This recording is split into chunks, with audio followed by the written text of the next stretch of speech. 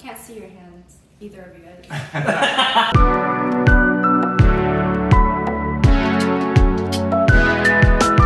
Hey everybody, welcome to our mukbang. This is Jonathan. Jerry, welcome. We are so excited to join a feast with you. What are we eating? I don't even know. What are we eating? Mexican food? Tito's Tacos? Tito's Tacos. Looks like Taco Bell, but it's not Taco Bell, okay? It's like a class up. Alright, so we got hard shell tacos with cheese, hard shell tacos with no cheese, chips and salsa, enchiladas. What was this one again? Whatever that is. Whatever this one is. All bomb. Our first question is introduce yourself, our name, college, job experience, and where you are now. You want to start there? Dude, this feels like a job interview. I'm Jerry. I'm from the LA area. I worked at Google to start, and I'm a manager at Lucid, of course, CEO of Wonsulting. Where am I now? We're in LA. LA vibes. I'm Jonathan Javier, CEO of Wonsulting. Obviously, you all know our mission is to turn underdogs into winners. Previously worked at Snap, Google, and Cisco before doing full-time the past 2 months. So it's been a great experience so far. So the second question is, how did we meet? I slid in this guy's DMs. I saw this guy. He had like a really weird facial expression on LinkedIn. He's like, hey, you know, y'all know the smile, like the laugh that Jerry does. So he had that, and I was like, man, like this guy's mutual connection. So when I slid in the DMs, and I was like, it's all LinkedIn strategies that we teach you about personalized invite and all that stuff. Hey Jerry, like, you know, I saw that you work at Google and I work at Snap. It'd be great to connect. But yeah, no, it was crazy because I think we were just talking about careers, and we were like, dude, if you ever come up to the Bay, we should totally do a workshop together. Well, it was the first one. It was UC Berkeley, right? Now here we are. It's actually 2 years. 2 years since that time. What is your most favorite thing about the person and the least favorite thing? I could start with Jerry. Most favorite thing is this guy's very strategic, obviously, he's a strategy manager. Everything that we do is really calculated, which is also a bad thing because sometimes I want to rush everything in regards to doing things spontaneously. He thinks outside the box, but what he always says is he works backwards. And probably the bad part is literally just spontaneous. I always have spontaneous ideas, and he always questions me. It's with love. It's with love.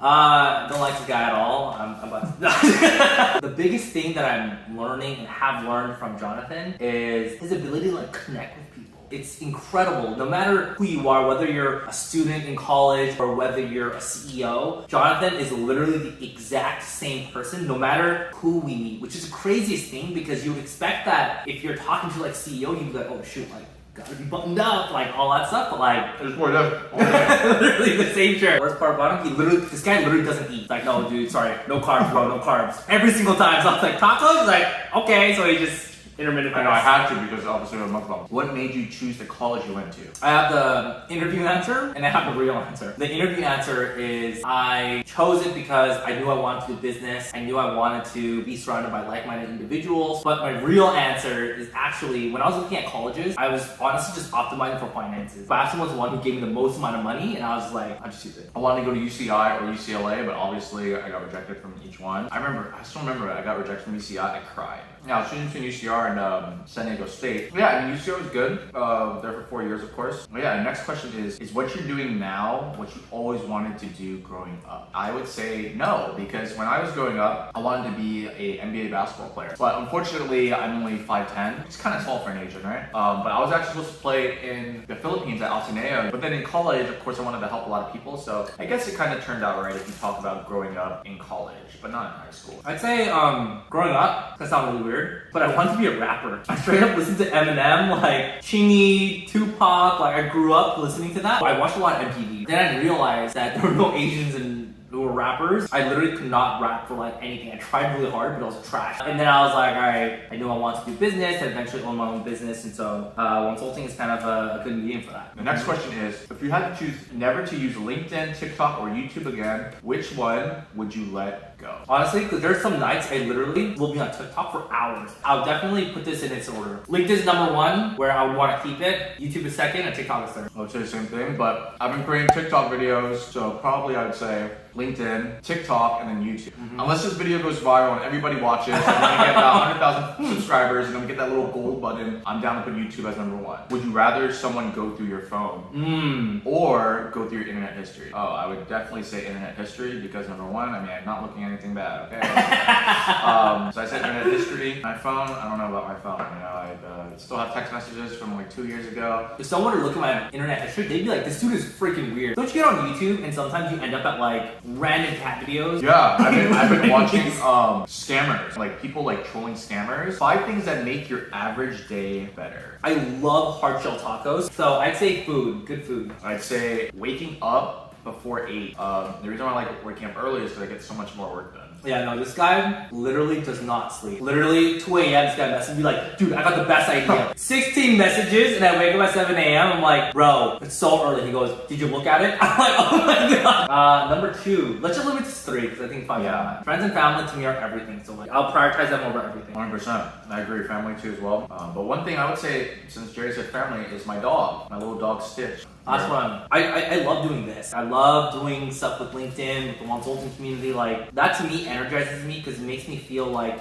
that is the reason why I believe I was like bronze earth. You know what I mean? To like help educate others. And so I'll spend the night and the weekends doing it not because I feel like it's work, but because it truly feels like something I'm really passionate about. I would say for me, the last one, meeting my weight goal.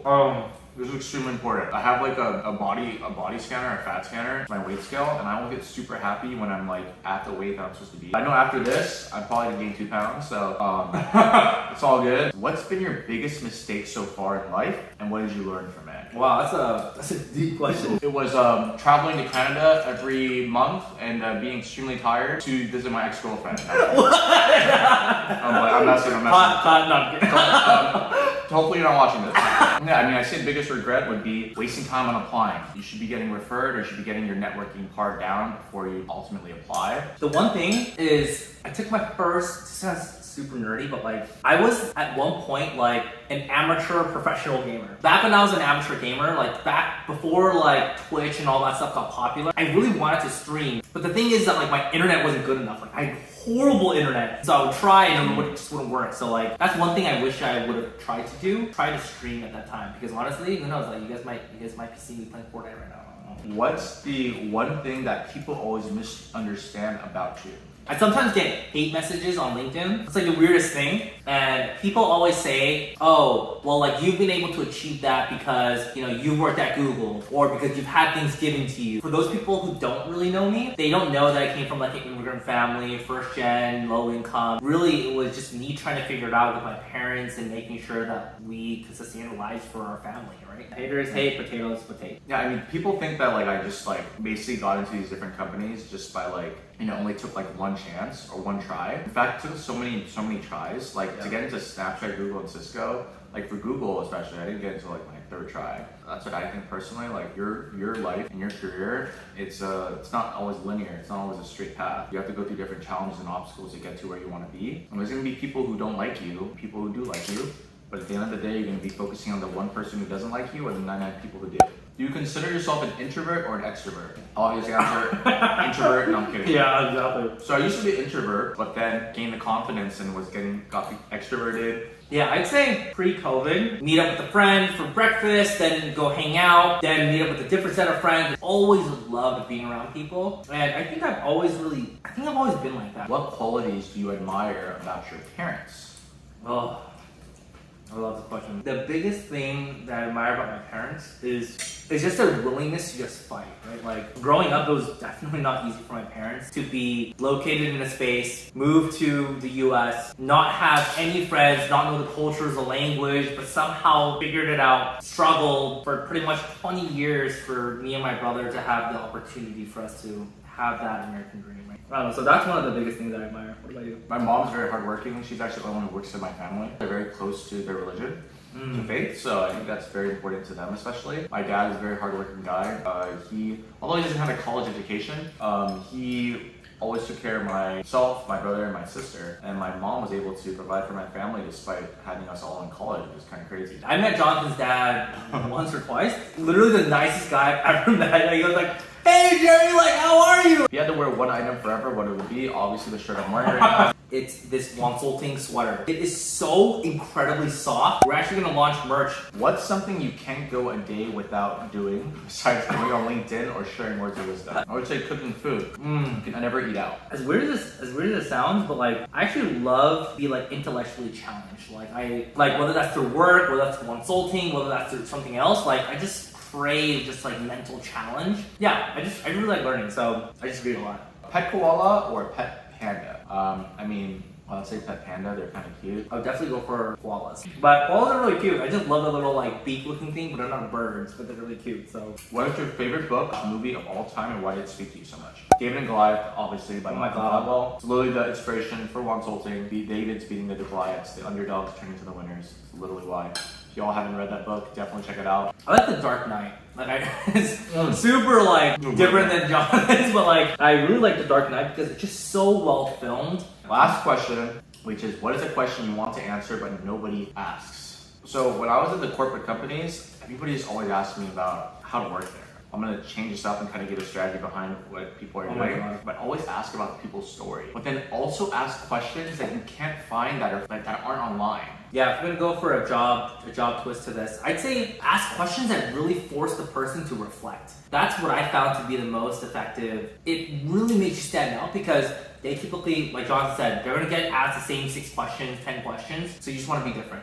That was your mukbang for today. Hopefully y'all liked it. It's the first of hopefully many. Definitely subscribe to our YouTube. Click that YouTube subscribe button. I don't know if it's at the right. I don't know if it's at the left. Follow us on social media. We'll see you on LinkedIn. Get the merch. Get your merch. Get the merch. Merch. See you guys. See y'all. No.